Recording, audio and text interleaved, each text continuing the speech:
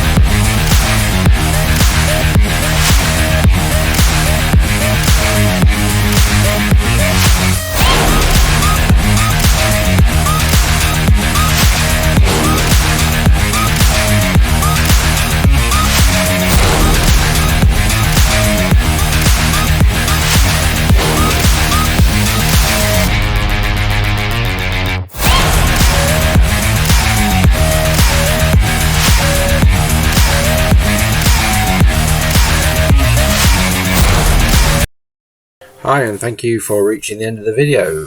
This has been a project that's taken me best part of the year, really. Been working on and off on it. It's not a solid year's work, but yeah, I dragged it off the shelf about a year ago when we had interest from a customer here at the Steam Workshop. And yeah, it's been a pleasure to do this one. Actually, I've been trying to be as close to sympathetic to the original as possible, but at the same time making the bloody thing work. Yeah, so please like, comment, subscribe, and check out the Steam Workshop on all their social medias and also their website at steamworkshop.co.uk. See all the projects on there. Thank you for watching.